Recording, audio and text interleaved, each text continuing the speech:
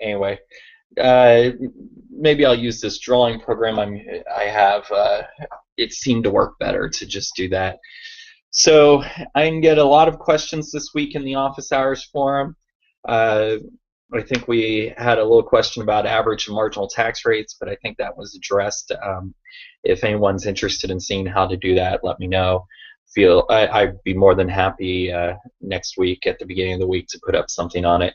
Hopefully you're all taking the exam at this point. The exam shouldn't be all that difficult if you've done the worksheets and worked at the problems. It's pretty straightforward. If you have any questions or technical difficulties, just let me know via phone, in all honesty, as quickly as possible. I'm more than happy to help wherever I can. But we did have a concern on how to do some of the supply and demand exercises. I know at the end of last week's video, if I recall correctly, we discussed demand and demand schedules and quantities demanded. And the supply really is the inverse of that. I think what's maybe more efficient is to break down first what we can do in terms or what are the two main factors that allow for demand to shift and for supply to shift, and then we can just start working with some things. What I want to do, give a caveat, is the only way you're going to learn is really by doing the problems. There's a little bit of art form to figuring out whether it's a supply or demand curve shift. On the exams, I try to choose very simple items that or incidences that could shift a curve, but in the real world things are more complex, and there's things that can be shifting supply and demand simultaneously, and that's what some of the problems are asking you to do. In the real world, it's not always as easy to figure out which it is, like whether the supply or demand impact is more prevalent or not. So, sorry, I'm a little under the weather, I guess. Just stopped up. So let's start with something simple, I think, which is what are the factors that shift demand and what are the factors that shift supply?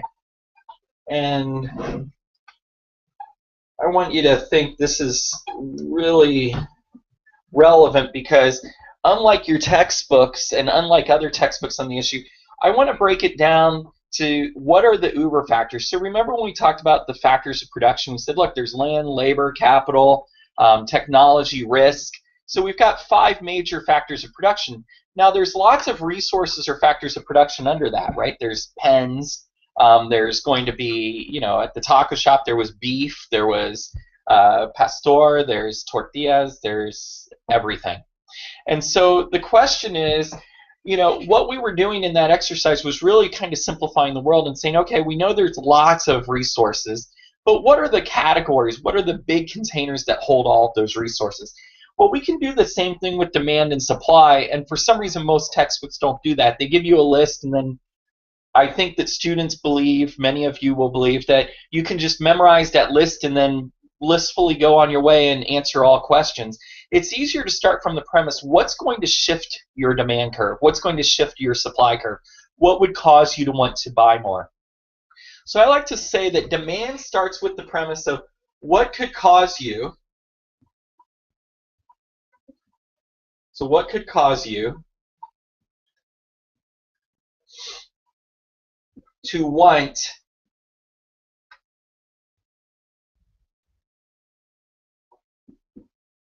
to buy more or less, right? Less the opposite of more, at the same price.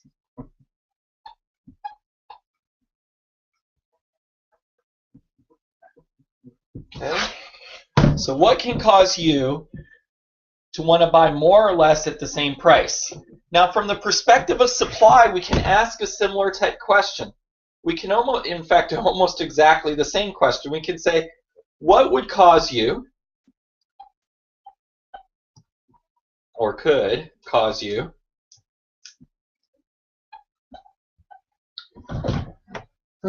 make sure not from a student.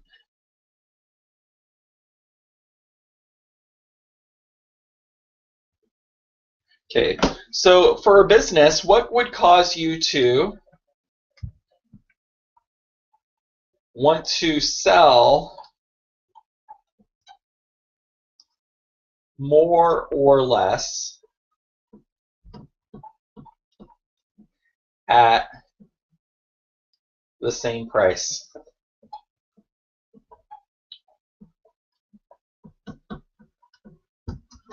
So remember, last week we said, look, if we end up with a world where the price changes, all we have to do is go to the supply or the demand schedule and figure out when the price changes, how does our supply or demand change? We just move up or down the curve. We just move up or down the supply or demand schedule. In the case of a shifting curve, the real question is, what would cause you to want to buy more? What would cause you to want to sell more? So I think that we'll start with demand, because demand for me is the easier one. I think most people can solve that one fairly easy. So other than the price changing, what would cause you, if you're going to the store to buy milk, to want to buy more or less? Well, we can start with simply, let's say, I always love to use this one. The Surgeon General releases a statement, says, all these years we've been saying that HIV is caused through, as an STD and caused through sharing dirty needles and unprotected sex. But, we realized we were just wrong. HIV is really spread through the milk supply. Now, obviously, that's ludicrous, but I just really want to illustrate what's happening here. When you hear something that counters your belief and you're used to purchasing the item, what do? How do you alter your consumption, right? Why is it that tobacco companies historically and in other foreign countries today don't want people to realize that smoking's bad for them? Well, we can say the main reason is because people will change the way they buy. The goal of marketing is to convince people to buy your item. The goal of bad press, right, or changes in conditions, convince people not to buy something. And so we could say that the big thing that can change your demand is a change in preferences. And I always use this triangle for delta, right? Change. It's a mathematical symbol for change. But it's a change in preferences. And by the way, the next month of class, we're really going to be honing in on what can shift your preferences through talking about consumer theory. And then when we talk about theory of the firm in detail, you'll look at all of the things that can shift the supply curve in a lot more detail. Right now, we're taking it more of an outside approach, and we'll look at the details of the math and kind of the philosophy behind it later. But the main thing that determines what you want to buy is whether you like it or not. We can also say the price influences things, but that's a special case. The other thing, and so that shifts your individual demand for something. The other big category, and it really is simple, and there's a lot of subcategories in change in preferences, right? So change in preferences is one thing that can shift your demand. And then under that in your textbook, you find things like complements and substitute goods. So complements are things you consume together, like beer and peanuts. Substitutes are things where you say, I could have pretzels or I could have, potato chips. I'm indifferent.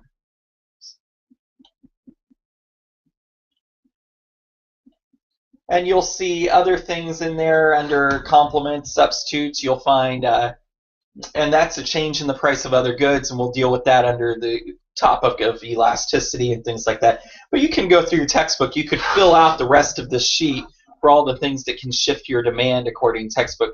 But remember, all these things are really about a change in preferences at the end of the day. If the price of another item changes, you'd really like to say, you know what, now I just, at the relative price, I don't like this item as much. And we can look through the math of that with elasticity.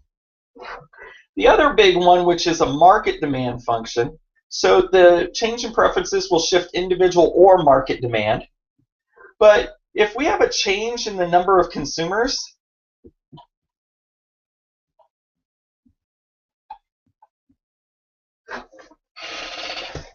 that's really the only thing that can only shift market demand, and it will always shift market demand. Okay? So those are the two big categories. Everything you read in your textbooks are all subcategories that fit really under change in preferences. For a supply curve, we have a similar story. So in the supply instance, we can say that the individual market demand shifts, once again, for one thing. So I want you guys to think while I'm writing, what would cause you if you sold lemonade to want to sell more lemonade at the same price? So, and market demand for the other. So now that you guys have thought and pondered for a little bit, let's see whether you came up with what I did. But the big thing that's going to influence the supply is change in costs. Okay. Okay. Everything in your textbook where we talk about changes in technology, changes in input prices, which is directly a change in cost, when we talk about future expectations of prices and quantities, all of these things are about changes in your cost structure.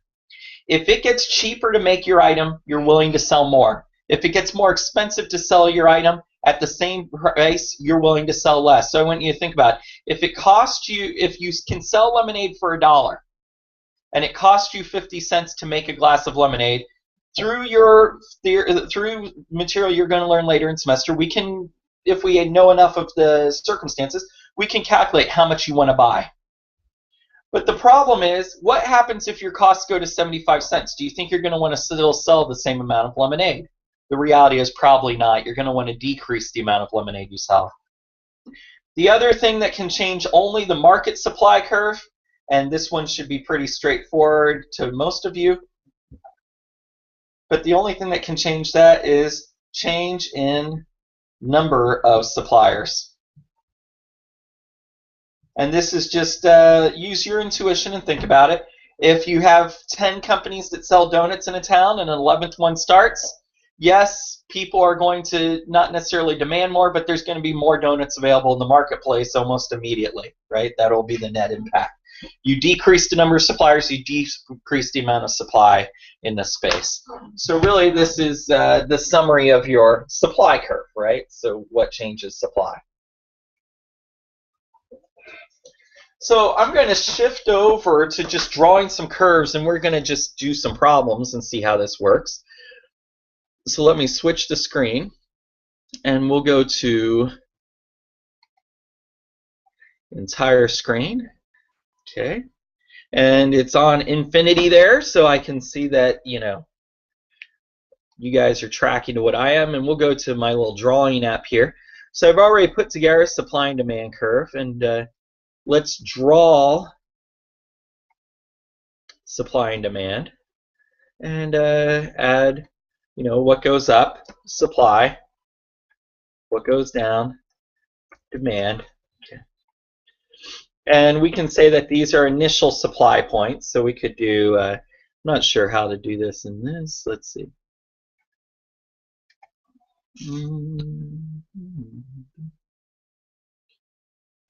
Yeah, well, we won't worry about it. We can call this supply initial or supply 0 and demand curve 0.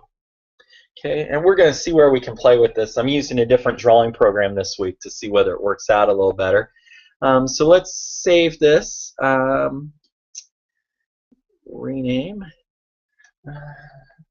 template. Let's see how this works, where we can just kind of reformat over it. Okay, so let's go to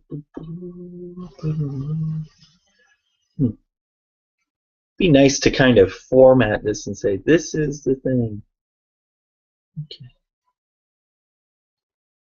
Well, let's play. We'll see what happens. I'm not exactly certain. Not too good with this. As I said, I really need to buy a nice camera and just stand in front of a whiteboard sometimes is what I think. But, you know, we make do with what we have sometimes. It'd be nice if we could do more. Okay, so we're always going to have a story, and let's start with the simple story. So the simple story is your market, and so the problems I give you always tell the market, because the market is important in determining these things. So your market is, in this case, orange juice. Okay, and then we're always going to take it to the next level, and we'll have an event.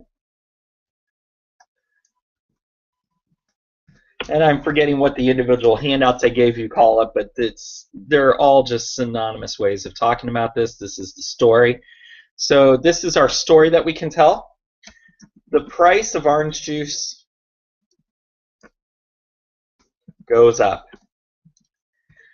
So first off, is the price of orange juice going up going to be one of the things that influences our model? So what we said shifted the demand curve is a change in preferences. Does the price of orange juice change your preferences for orange juice? Some of you might say, yes, it does. The reality is the change in the price of orange juice, though, isn't a result in a change of preferences at all prices. It's a result in a change of price in one price. So if we want to draw out this graph, the initial graph should always look like this. And what I'm really doing is labeling my graph for you guys so you can see how your graph should always start. And you say that this is the price initially. And then it's always nice to add in that this is the quantity initially. Okay, so we've got price and quantity initially. And then I'm going to do changes, and I'm going to see how I can do this, but I'm going to change things in color. It's also helpful to always define your market. I know the problem does it for you, but it's nice for you to write it out so that way you remember it, what it actually is. So it is important to do. Okay, so let's see. I'm not sure. Can I change? Whew. Good thing I can stop that. Okay. So if we're not shifting the demand curve when the price of OJ changes, are we changing the cost structure for the companies that make orange juice? And hopefully you guys are saying no. So if we're not changing that, then what are we doing? We're saying the price goes up. So all we really have to do is draw a new price line. So we draw that price line, and then we want to label it appropriately. And so where the price line intersects the demand curve ends up being our quantity demanded, and where the price line intersects our supply curve is where we end up with our quantity supplied. And we just want to label those points, and we say quantity demanded and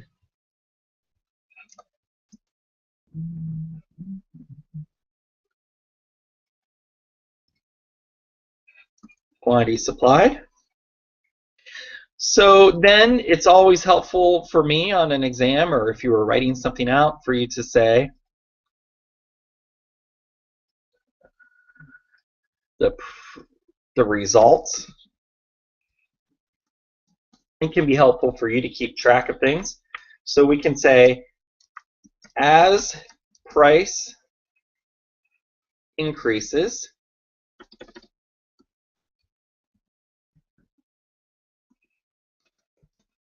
implies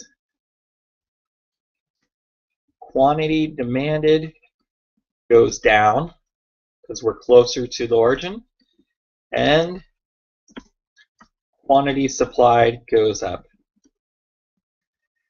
Now here's the problem. If quantity supplied goes down, quantity supplied goes up and quantity demanded goes down, I want you guys to look at my cursor. You see where I am? Are we at what's called an equilibrium from your book? Do we find a place where the market clears? Does quantity supplied equal quantity demanded at one price? And the answer is no. What we're saying is there's a lot of supply in the marketplace. You go to a store and there's lots of orange juice, but is there a lot of people buying? And the result is no. And so what do we call it when there's more supply demand? Well, when quantity supplied is greater than quantity demanded, it implies there is a market surplus of orange juice. Okay. So that's our result there. So pretty straightforward. So now we can do something similar. We can put together our next feature. So let's see how this goes. Do this. Well, that's not going to work for me, is it? Control Z. So what do we want to do? Do we want to try erase these things? I don't think so. Ooh.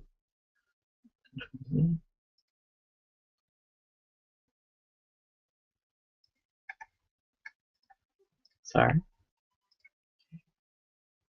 Let's try to see whether we can scroll down. Okay. So now we can go here.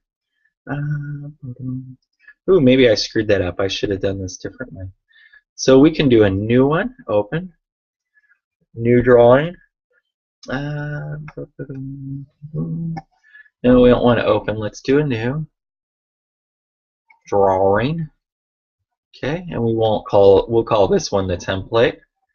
And let's call this template. Okay. I'll call template 1 so I don't have that problem. Widen it out. Let's actually make a template this time because, you know, your instructor's a dork here. So we want this,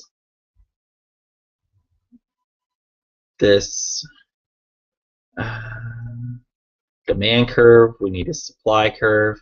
It's helpful for you guys to see this because we can always make it. We need our price at equilibrium line. We need our quantity at equilibrium line. And then we should label the graph. We always want to have the market. We always want to have price. We always want to have quantity. We always want to end up with demand initially. Or, sorry, did that wrong, huh, guys? Supply initially. Demand goes down. Demand initially. We always want to end up with our price initially, or price at equilibrium is a better way of putting it. So let's do EQM. And let's move this back a little.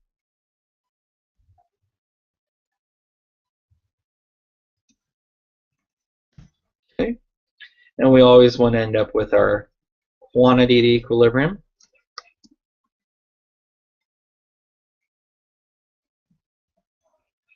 And let's move that over a little since we're making a template. Okay. While we're at it, we can add that our template, we always want to have the market specified. We'd also like to always have the event. Some of these can be long, so we'll leave a lot of space. And we always want the results. Okay, so this is a good template now. So let's make a copy of our template, and we're going to call this price low. Okay, so now we're going to do something similar and make the price low. Okay. So now we're starting our price low diagram. So what we can say is, let's do a different market here. Let's say that the market is, what do you guys want to say? Orange juice. Let's be imaginative here. Our event is going to be something different, which is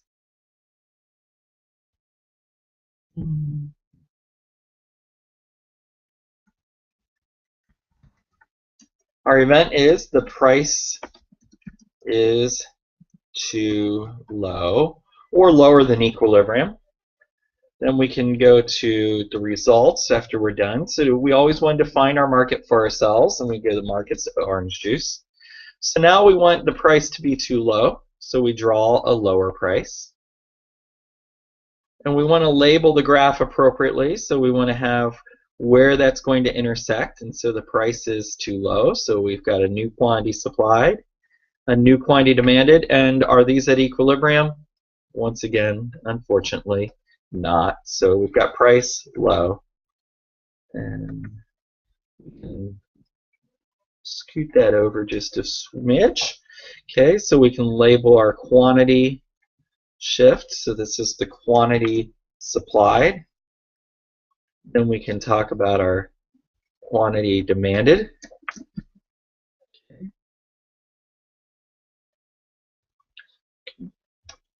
And so now what are our results? The result's going to be that as price decreases, implies quantity supplied goes down and quantity demanded goes up. Now we're not going to be at equilibrium here because the quantity supplied will now be less than the quantity demanded. When that happens, it implies that you go to the store and you're looking for orange juice and they're out of stock, and what do we end up calling that? We're going to call that a shortage. By the way, the problem doesn't tell us, the situation doesn't tell us why there's a problem. There's just a problem. So anyway, is what it is, so it implies shortage and we're good to go. So now we can discard this one, or we can open our template. One. Woohoo. Let's see where this works out for me. And we can start a new situation.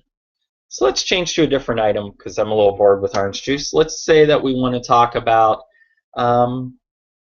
lemonade. I always like to do lemonade because I used to have lemonade stands when I was a kid. How the hell do you spell it? Anyway, let's call it lemonade. And it was fun. And, you know, I have fond memories of doing the lemonade thing when I was a little kid. So it is what it is. And let's name this before we end up saving this to template 1. Rename. And we'll do this one as demand.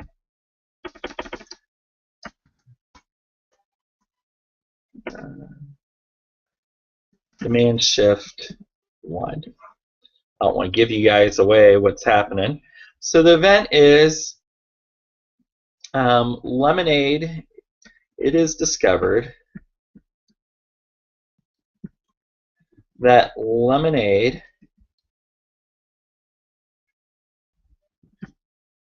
spell right in the bottom and the top, just add an extra word. I have no clue why. But anyway, I'm silly. It is discovered that lemonade cures cancer, and it's a miracle drug. It prevents pregnancy. Doesn't really, by the way. Don't be stupid. So just have fun. So it's discovered that lemonade cures cancer and prevents pregnancy. The question is, are we going to shift demand or are we going to shift supply? I kind of gave you the answer in the way I labeled the graph, but anyway. Well, is it going to change the cost structure for you to sell lemonade? Probably not. So we're going to end up with the shift in demand. So the question is, where's our demand going to end up shifting? Is it going to go up or down? And we can think that if you found out that lemonade cured cancer, would you want to drink more or less of it at the same price? If this was a $1 price, would you want to have more or less? I'm going to wager you'd want to have more. And so we can do this with the shift up in demand. And what you can notice is if we drew this price line out even further, where it intersects the new demand curve is at a higher quantity than before. And so we can say that that is an increase in demand. That's one way you can check which way to shift the graph. You should be seeing at the same price you want to buy more. So I'm going to delete out those 2 lines because they're extraneous. So we can go down and we can do some labeling, and we can say that there's a let's do arrow. So this is an increase. Look at that. That's fun. Okay. So we can label our new price lines. Okay, line. So we've got a new price at equilibrium. We've got a new quantity at equilibrium. And we also want to emphasize that the price went up. So we start here, draw an up arrow. We start here, draw a sideways arrow. There. That's an increase as well. We're moving away. We want to do some labeling. So this is our demand shift 1. That's our change in demand. Okay. So now we've labeled the graph appropriately. We said that when there's a change in demand, demand increases. We end up wanting to, sorry about that, checking my email, make sure no one's sending me a message that the screen's blank or something. So anyway, we've said that we want to do this. Oh, I forgot to label our market, didn't I?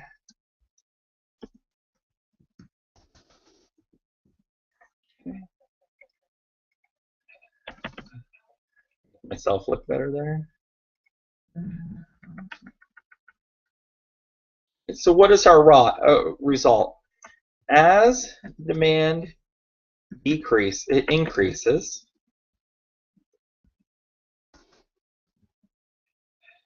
implies price at equilibrium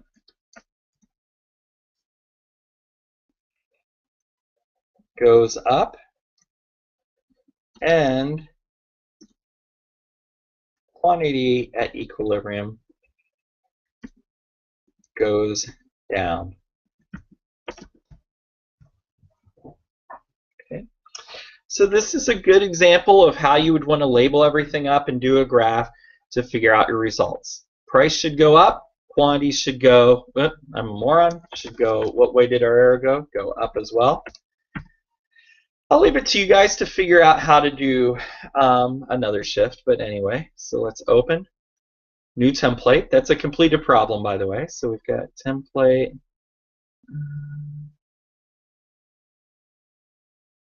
Oh my God, did I screw that up, guys? Maybe I did. Let's see. I didn't do it as a rename, did I? Or I did it as a rename as opposed to doing template. Okay, so we're screwed. Anyway, it's what it is. So we can draw another one. Doesn't hurt you guys. Okay. So let's do new drawing.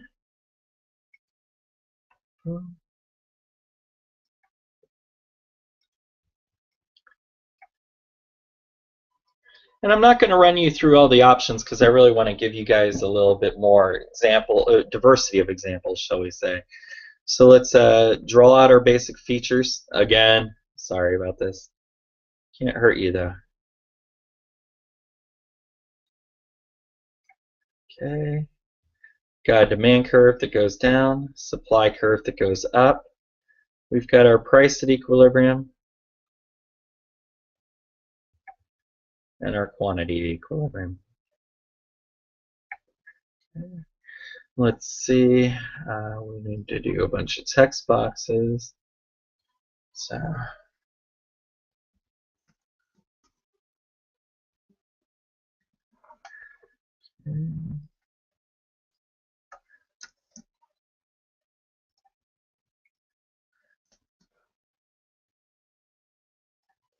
supply initially, and initially,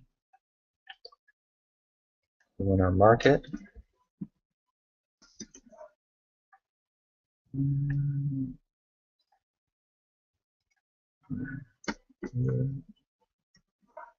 Quantity equilibrium.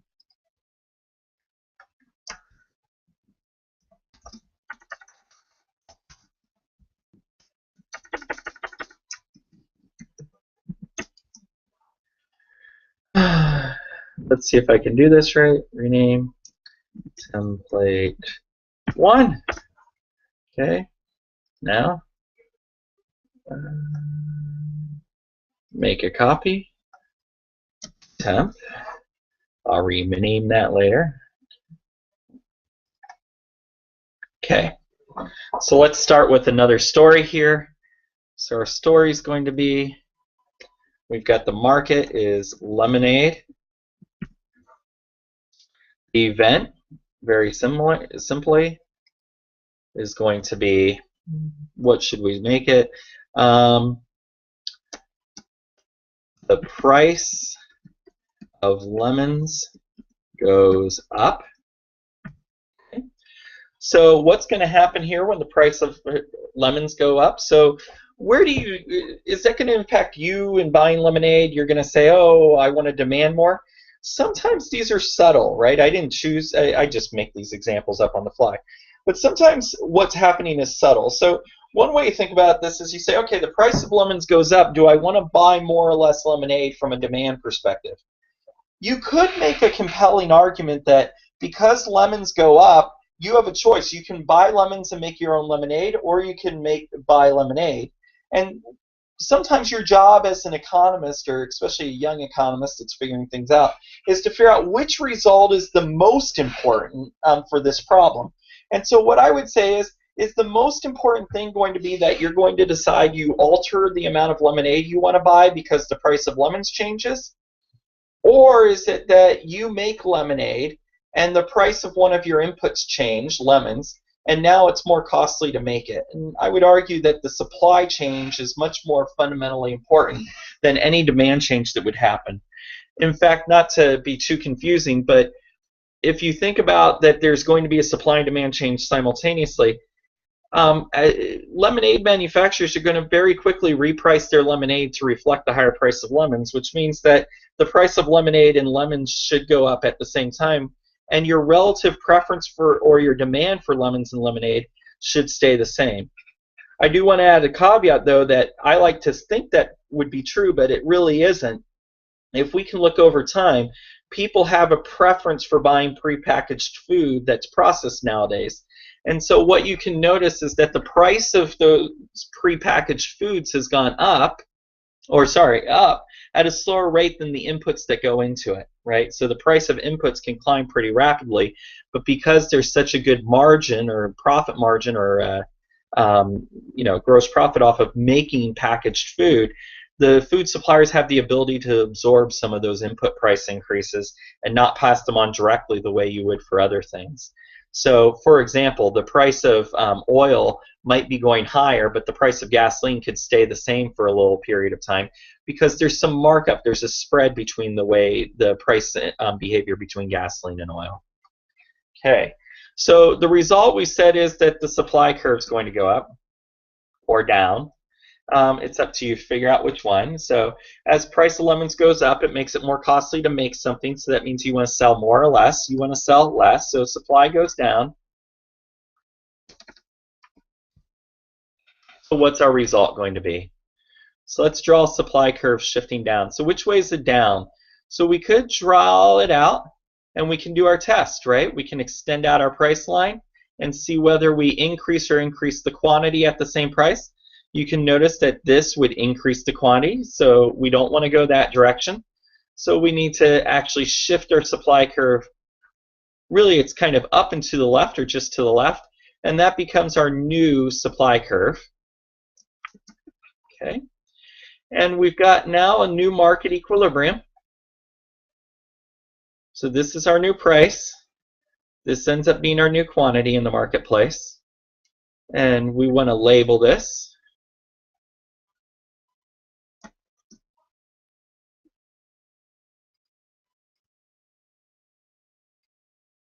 And we want to label the new quantity.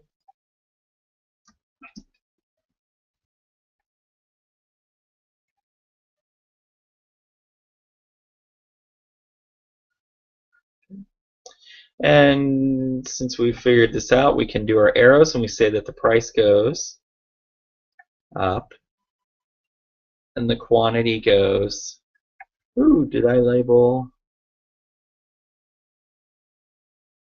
Oh, I placed this label at the wrong place.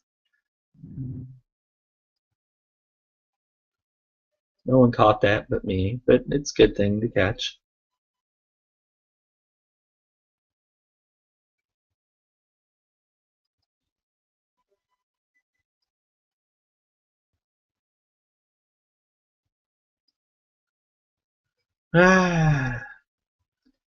You guys, I hope, see what I'm trying to actually accomplish here.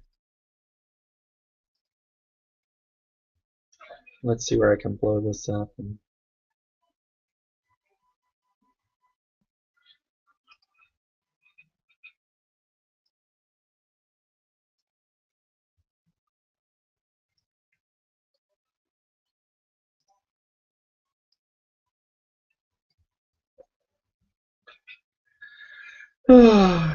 Did that wrong, so let's do Control Z.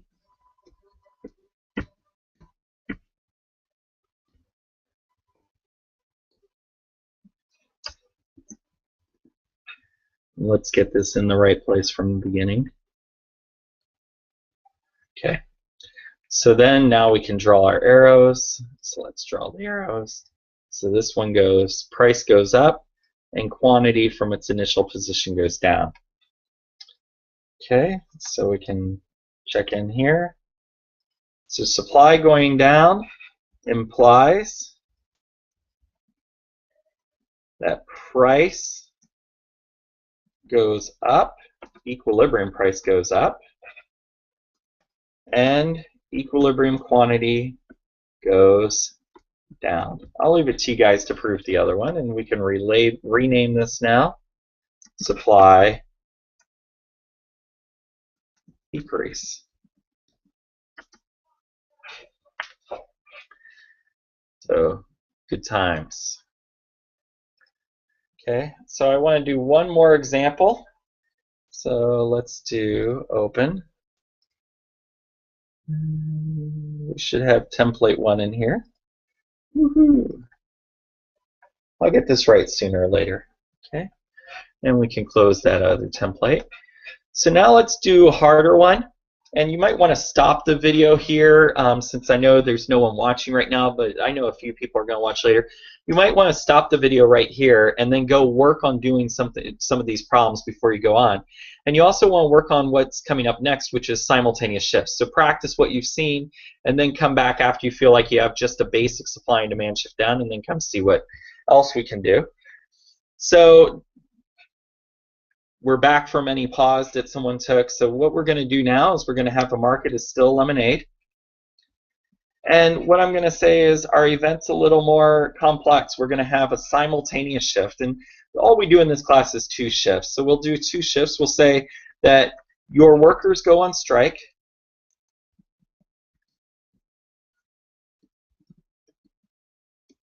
And the price of soda goes down. Okay. So we've got 2 things happening in this example, and it's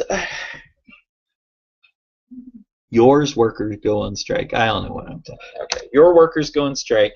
Price so goes down. So we have 2 results now. First is when your workers go on strike. This is an input. This is your labor, and the price of your labor went up. This is like the problem we just did. So you're going to say that the supply falls. Then we've got the price of soda goes up or goes down. Well, what is the relationship between soda and lemonade? We could say that they are what are called supplementary goods. So if the price of soda goes up, you're going to want to buy more or less soda. The argument is you'd want to buy more. And if the price of lemonade stays the same, you would want to buy, assuming you could drink either one, less lemonade. So that would mean your demand would decrease. So the question is, if these 2 things happen, what's going to happen in the marketplace? And that's what we're going to solve. So the easiest way to solve this problem is actually to create 2 new graphs, shall we say.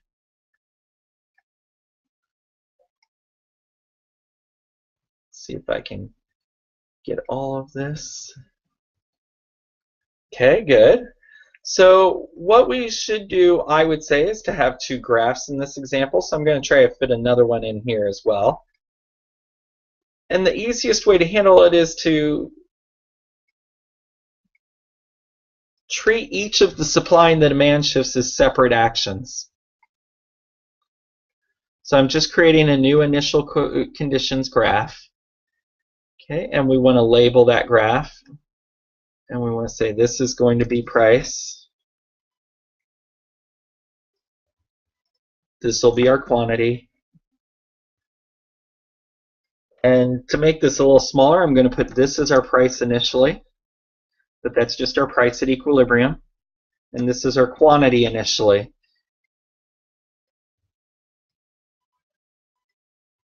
Okay. We also want to label the supply and the demand curve. So supply goes up.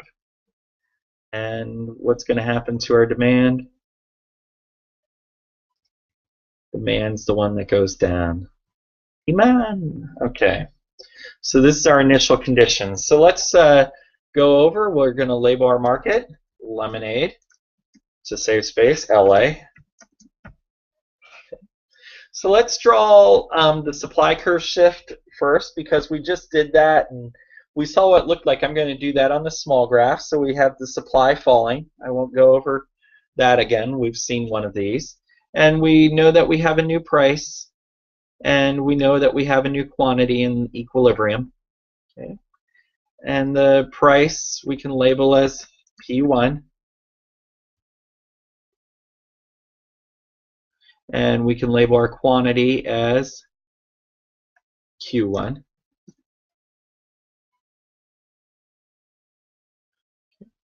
And let's give it some arrows. So this is our fall. Went the wrong way.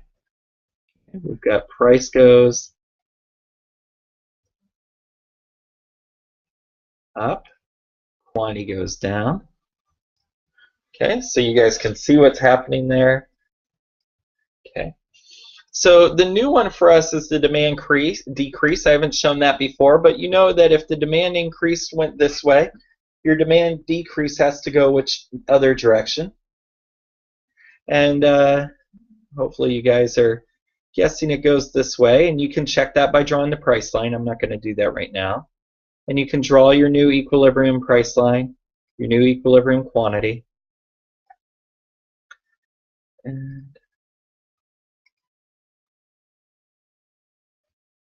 okay, let's put in some text boxes here. That's your price.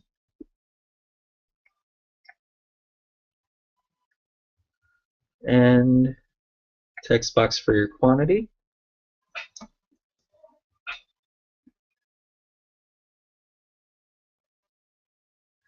Okay. And we forgot to add a text box up here for our supply shift.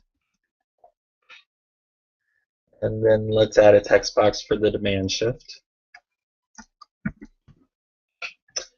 Okay, let's draw some arrows so we can see what's happening. So we know that demand fell.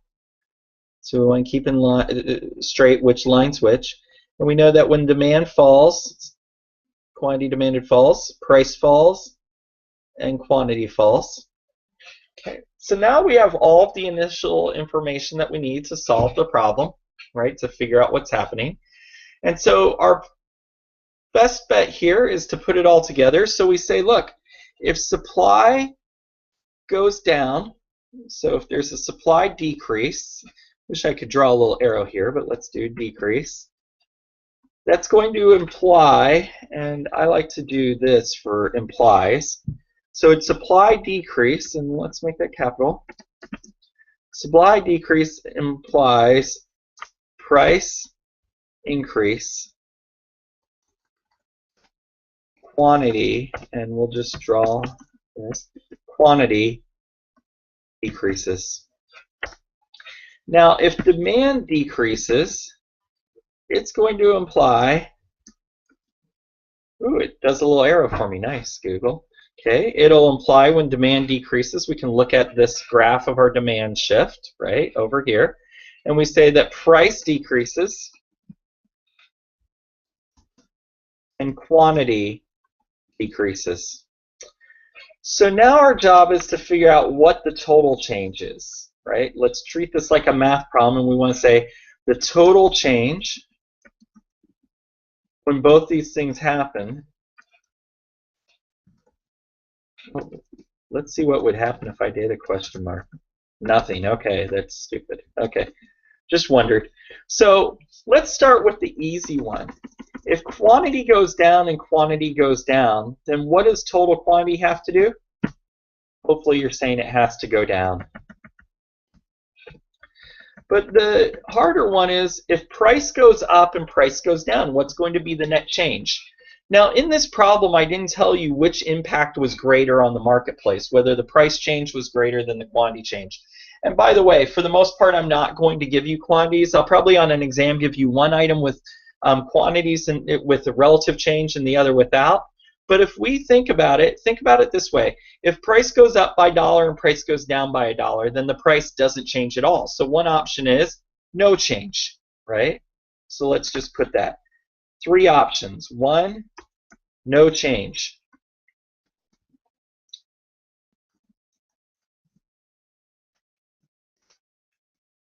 So P is plus 1 and minus 1. What's our option 2? So this one is price could go up by $1 and down by $2. So that means decrease in price. So that's what would happen if price went up by $1 and down by $2. The net would be -1. The third option is the opposite, is that we could increase the price. And that could happen if price went up by $3 and down by $1. Then the net change in price would be 2 plus 2, which is an increase. Now, if I don't tell you what's the bigger shift, how do you know how much price changed? You can't. So what I like to say is, if there's nothing that tells you, if I tell you that the demand curve change was more impactful, or if I say, you know, your workers go on strike, but the strike lasts 1 day, and the price of soda goes down for, you know, 50 weeks, what's going to be the bigger impact? Probably the price change, I mean the demand change. But if we don't talk about the relative change or the magnitude of the shifts, then we really have to say that price is what's called indeterminate, and I like to represent indeterminate as a question mark. We don't know what's going to happen with price. So the important thing to remember, and we can actually take this info,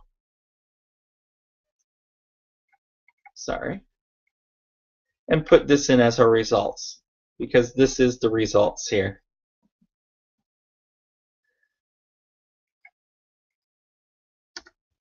So pretty straightforward. So what I like to tell you is that for the most part, if you don't see any wording in the situation or the event that implies that the supply or demand change was larger than the other one, then your job as a student is to just put down the question mark. So it is what it is, but you know, a lot of people screw this up and they forget to label something as indeterminate. So I don't want you guys to do that, but we can rename this now simultaneous shift.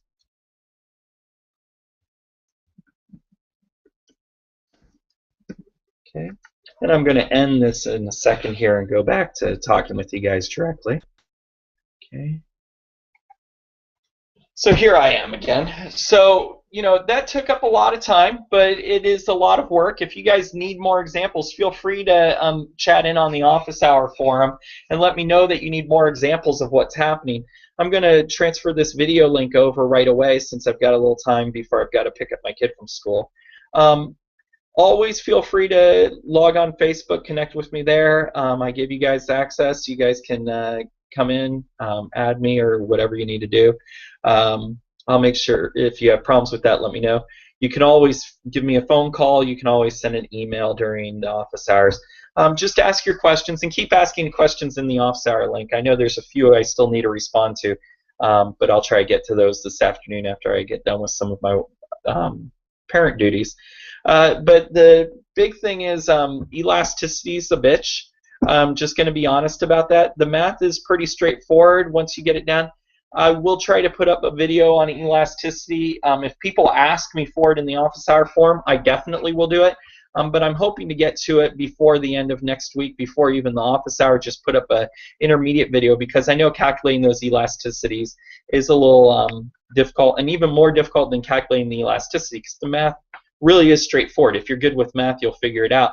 The more difficult thing in calculating the elasticities is then calculating them is actually interpreting them. What's the appropriate elasticity and why do they exist? I also want to mention, I know it's at the end, I should have brought this up at the beginning, I'll be posting some links to some web pages. These are all going to be, they're there to help you, but I haven't been able to edit them all yet. I purchased some content for my online classes. Basically, it's not really an online textbook, but it's an online web page that really gives you a lot of detailed information how to work through some of these problems. I'm hoping to go through over winter break and over probably the next couple of years, because there's thousands of web pages I bought, or little unique pages that I need to update and kind of formulate to my lingo. But you can always use those tentatively. They're in, I'm calling them in beta mode, but I'm still working on refining them and making them my own. but hopefully those will help you as well to give you guys a clue as to how to do some of these things. So I'll be putting those up this weekend. At the latest, I'll put them up Monday during office hours so that people can work through some of these problems with a little more guidance. I know the textbooks, it's difficult to just read something and figure it out sometimes, and you need to see some of those examples. And so hopefully this provides even more examples than I could provide, and I know it's got some drag and drop graphs and features. So I'll put that up for you guys, see whether you guys like it. You guys can give me feedback and let me know how it is. So thanks for watching this week, and talk to you later. Bye.